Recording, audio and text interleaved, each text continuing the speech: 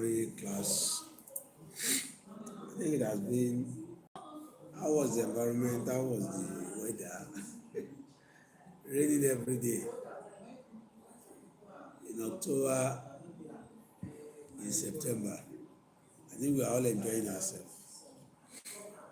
Uh, we have had some series of lecture. I think we have done about 6 topics according to the course outline that we had together. So we started from introduction to parent and counseling, the role of parents, culturally inclusive and everything. But this morning, we move to another topics, which is developing an inclusive school culture. Developing an inclusive school culture. By the way, in introducing this course to us, we should understand that when we are talking about the inclusive school culture, what we mean by that is that when a diversity is embraced, when diversity are embraced in the system, so it is then when we can talk about a school culture, inclusive school culture. Therefore, an inclusive school culture is one where diversity is embraced. Barriers to learning are removed. Two things are involved. What is involved in this inclusive school culture is that one, it must be a different people who are special students, people who will not refer to as students too. Everything will mix up together. And when we are talking about inclusive school culture, it means that it will accommodate all different people, culture, character, and so on and so forth. Therefore, we can say that inclusive school is where diversity is embraced, barriers to learning are removed, and all learners, including those with special needs, are given equal opportunities to succeed. When we are talking, there are three key points here. The first point is that there are people of a different nature, people who have different challenges, people who are special needs and those who are not special needs will be together, and something that can be a dichotomy between two of them should be buried or cut. And why should we cut these barriers? Because not to prevent learning to be going on smoothly among all of them. And therefore, those who are specialist students will not see anything as a challenge, so that will bring an equal opportunity to all of them. According to ASCO 2022, he said that when we are talking about inclusive school culture, he said it requires a shift from seeing the special students as a challenge to viewing them as part of a natural diversity in schools, according to ASCON 2020. What he wants us to make to understand is that for any special student who are special needs should not have any challenges in seeing themselves not to be part of a natural diversity. That was what explained as an introduction to in developing inclusive school culture. Now, the first area we will discuss under subtopics or under sub-discussion under this developing inclusive school culture is number one is creating an inclusive environment. Creating an inclusive environment. Role of schools in supporting special needs children and their family. The first point to be discussed under this topic is that creating an inclusive environment. Role of schools in supporting special needs children and their family. Now, it means that schools influence how children with a special need are accepted, integrated, and supported. It is the school that will influence children with special needs, how they should be accepted among their other colleagues, how they should be accepted in the schools, how can we integrate them in the usage of the materials that's available in the school and supported by the school. If this is being noted and inclusive, it is the role of the school that will make the special needs students. Two, they should adopt a learning process that will accommodate for those who are special students and not special students. Another that too is that they should always have that empathy for special needs students among the staffs and the students, so that the special needs students will not be isolating themselves from others. What this is expressing is that it's emphasizing that schools play a central role in creating an environment where children with special needs and their family feel welcome, feel welcome, feel welcome. For in developing an inclusive school culture, school play a central role, and that central role has to do with the environment, which should be conducive for the children and welcoming the family as well. It's very, very important and key to that. Now, to make the environment conducive, what are the elements that is required to be taken care of? We only mention 4 as far as this class is concerned. The first element of an inclusive environment, the first one is physical accessibility. Physical accessibility. Number 2 is social inclusion. Social inclusion. Number 3 is curriculum adjustment. While number 4 is policy support. These 4 keywords are very, very important in elements that must be included in inclusive education. What do you mean by physical accessibility? What we mean by physical accessibility is that the special needs students should be able to make use of all the materials that is needed in the schools in terms of writing, in terms of taking care of the nature, and so on and so forth. It must be taken care of. As a result, physical accessibility that they should be have to have access to the toilets, like students who are not special students. They should be able to enjoy the class properly in terms of the class setting, the way the bus should be, and the movement of the class while going in, while coming in. These are the physical accessibility. They should be able to have access the way other students have access to it, despite their special students, their special needs students. Number 2, what do you mean by social inclusion? Social inclusion is that whatever people use to abuse themselves, we should try as much as possible to avoid it. Number 1, in order to make them to be social inclusive, the issue of bullying should be prevented. No student should bully each other. No student should bully one another. No student. There is no need for bullying. Whatever any of them want to express, either the non and special needs student, they should, as much as possible, prevent bullying. Under social inclusion, it will equally be included that all students should be encouraged, all staff should be encouraged, especially among the students or the pupils, that they should accept them. What we are saying is that we encouraging peer acceptances. Under the same social inclusion, there should be need for promotion of empathy.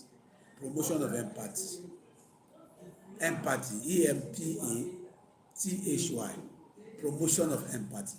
We all know what we said empathy is the other time we are talking. Said empathy is different from sympathy.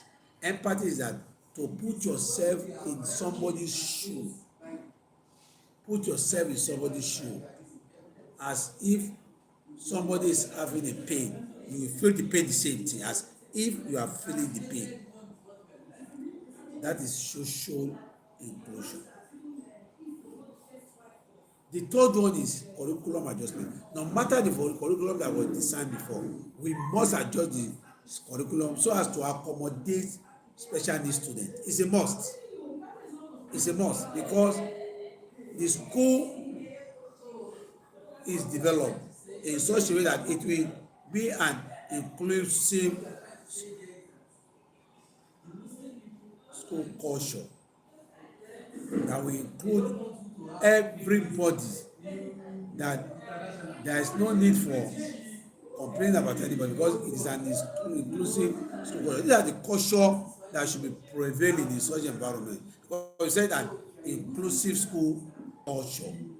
No, it means there are rules and regulation that we got in that curriculum.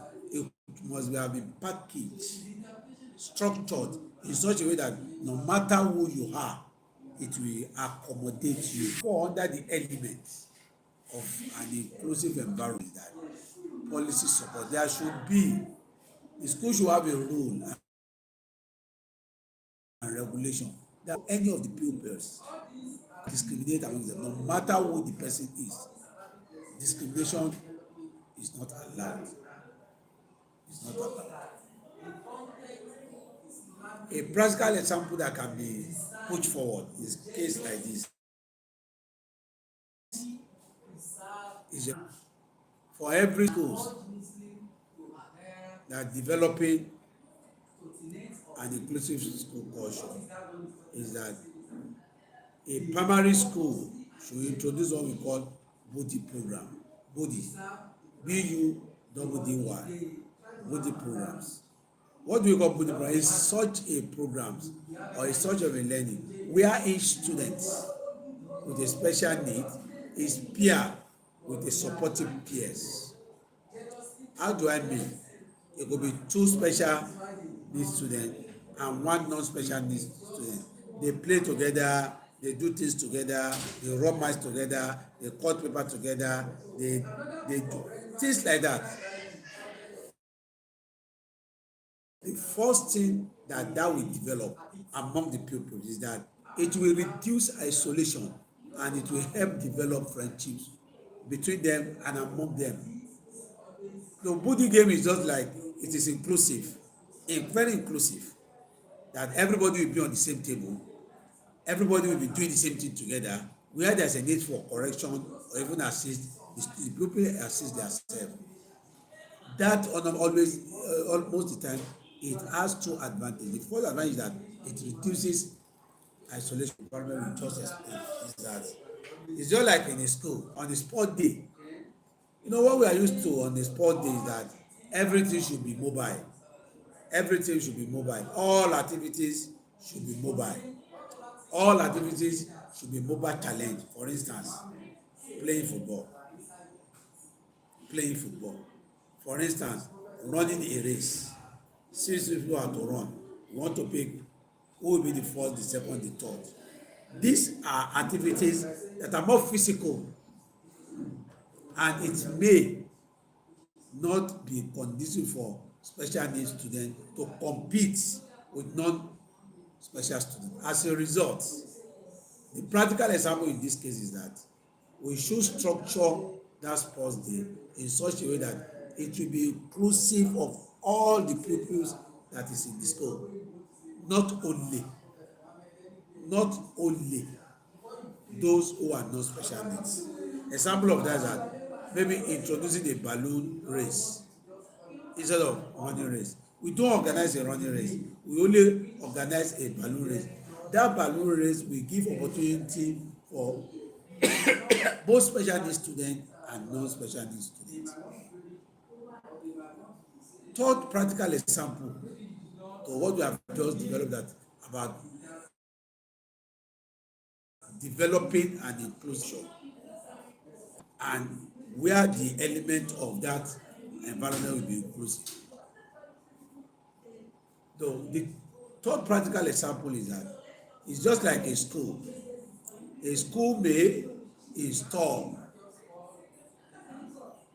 a sign language interpreters or making a provision for a sign language interpreter during assembly. That is part of a way of developing an inclusive school culture, a way of making the school being inclusive that will not discourage or will not isolate anybody. During assembly, getting an interpreter that will be showing a sign language for those who have a special need for it. And that will give equal access for the student with mobility challenges and those who have hearing impairs. That will cater for it. Therefore, a structure and inclusive school culture that should be noted or be part of. Merely saying that because he could witness that his own child equally participate like other, and that will develop the feelings of the parent to support the school more and more and have a commitment to it. For us students who are listening to this, there is a tips that we should take note of it, a teaching tips. What is that teaching tips? It's just like when would you make a future classroom if you had a pupils with hearing impairment? Look, listen to the question very well. Just listen to the question very well. What will you make as a profession? Anybody who can answer that question, anybody. Just give us an idea. Give us an idea.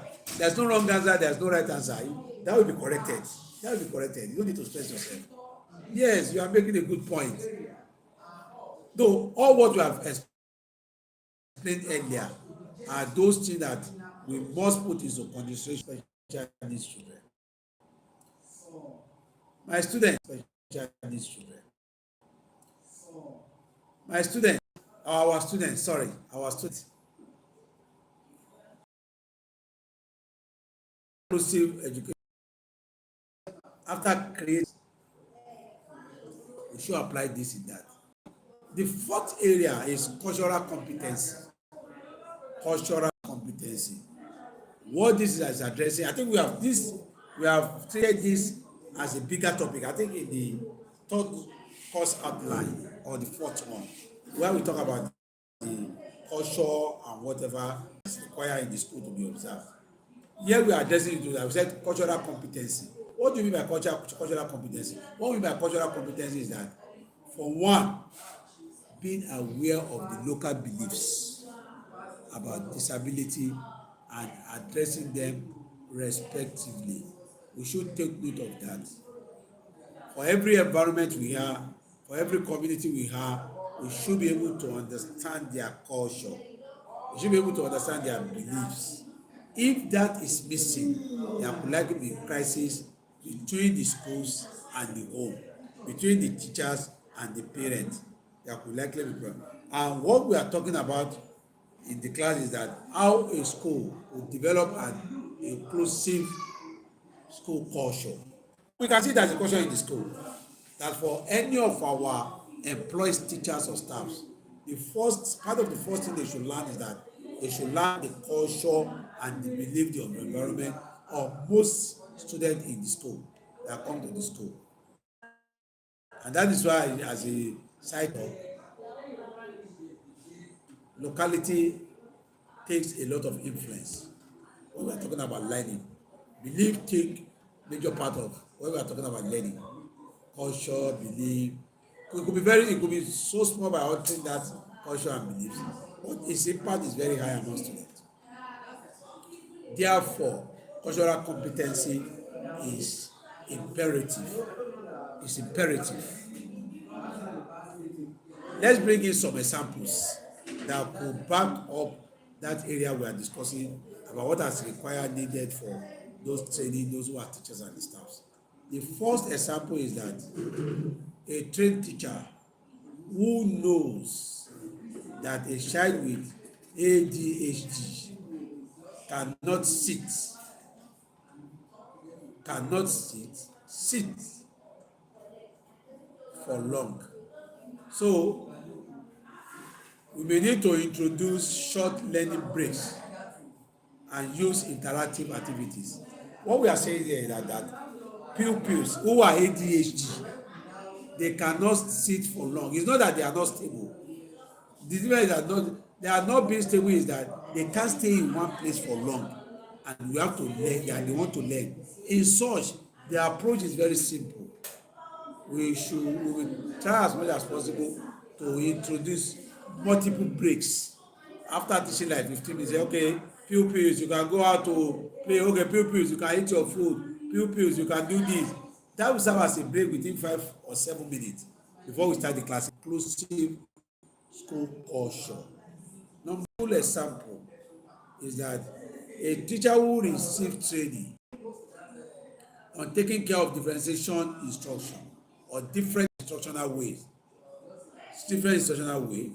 when is interacting with a different special needs student with special needs, there is no way he will judge most of the judgment on written alone. Some could be oral of assessment instead of written tests. Some could be any other assessment that will make us to know that his learning outcome being very low. It's also extended to very low. It's also extended to non-teaching staff, and that's why we are saying that when we are talking about teachers and staffs, it includes them. Even the non-teacher could be secretaries, cleaner, guide, drivers. They must also show the same respect and patience for special needs pupil, special needs child, special needs children. And that's why that the training should involve both the teacher and the staffs. The last subtopic we will deal with is cooperative approaches. Cooperative approaches. What we mean by cooperative approaches is that working together with the parent, teacher, and external specialists. 3 people, they must work hand in hand on a single special need pupils or children. When we are talking about collaboration, we are talking about collaboration among schools, the family of the students, specialists. Why are these 3 people coming down? They are coming together. They are coming together only to ensure holistic support for the children with special needs. That cooperativeness, if a school is able to achieve it, the performances of most of the special needs child will be very high. The performances will be always encouraging for the special needs children. Therefore, these 3 have to work together. They are working together. It is what will make them to have a bigger achievement or bigger result of what we are talking about. Now, let's talk about form of collaboration. Form of collaboration. The first form of collaboration is parent-teacher partnership. Parent-teacher partnership. How do we go about this? Or what are the steps that is involved in this? What are the approaches? When we are talking about parent-teacher partnership, we are talking about having a regular meetings together to discuss on progress and challenges of the pupils who are special needs students.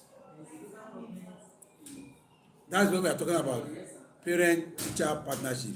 They discuss heart to heart on both of them. And mind us, as a point, whatever they discuss together It doesn't have anything to do with it is my parents that come, it is the parents of those person I'm discussing with. Because most of the challenges or the features of those special needs students are almost similar, encompassing, full of all for all. Element okay, that is involved. Though the first example under this is that under this IEP is that a school holding an IEP meeting for children with autism. Children with autism. The parent explain the children eating habit at home.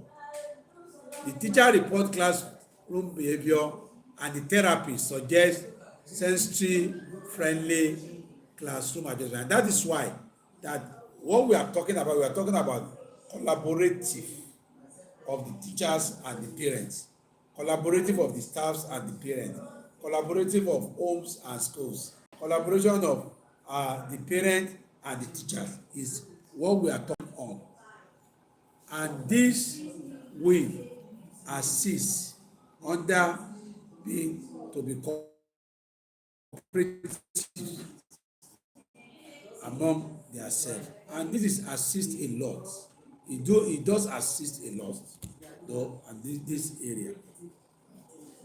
Therefore, if there is a regular meeting on that, because of that observation, a comprehensive therapy, a comprehensive counseling will be able to discharge or even to be given to the students. Second example is about the NGO. About the NGO we mentioned the other time when we were talking about community network, is that NGO will partner with school to donate assistance devices such as hearing aids, while a local churches or mosques offer a free voluntary tutoring session. These are the areas where their need is needed. Let me throw a question to us before we go to the practical class, which will be done for 20 minutes. Let's assume that this is a prompt answer. I need a prompt answer. Why do you think collaboration with parents is sometimes difficult? How can a school overcome these challenges? A question for those who can answer it. Anybody? You can't hear me. Okay, what I've just said, I said, why do you think collaboration with parents is sometimes difficult? How can school overcome these challenges? I think at this junction, when you finish answering that small quiz, you submit it, and after the submission, we will round up the class for the next session. And as I've told us that for this topic, there will be a role play, a practical one that we need. I think at this junction, if there is any question or clarification, we can make the clarification and question. Anybody? Yeah, I said it the other times that in that area, even with the question that was just asked now, that what is will make it very difficult for the school. One of the that will make it very difficult for the school is that some parents, they have not really understood the school very well. To make it very difficult. Two, some parents may not ready to cooperate with the school. May not ready to cooperate with the school. But it was one of the school. With all what you have said, for one to be able to abide by it. I think at this junction, we stop on this topic. The topic is about developing an inclusive school culture, where it address school environments, where it addresses cooperation, talking about collaborative, talking about relationship between the teacher and the student. I think if there is no any question, please can I get Mr. Eloma? Can you get Mr. Olaiton for me? So I will be able to. After you can continue with the short quiz, just 5 minutes because the other one is going to take us about 20 minutes. So for somebody who the person somebody was making a comment the other time about on the role play. The role play idea is that somebody we had as a special needs student and somebody we has as a teacher. That's what I'm saying. That's the area I'm talking about. That's the area I'm talking about. The assignment is just for 20 minutes as a role play. Thank you for that.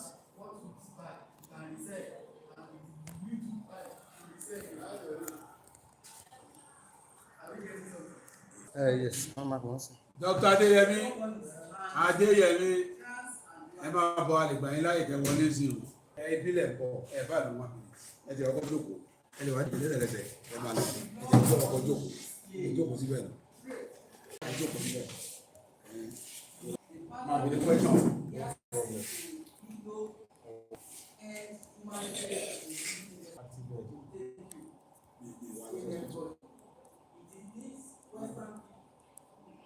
Mi mà tí mo rí sọ́ọ̀tì ẹ̀ lọ.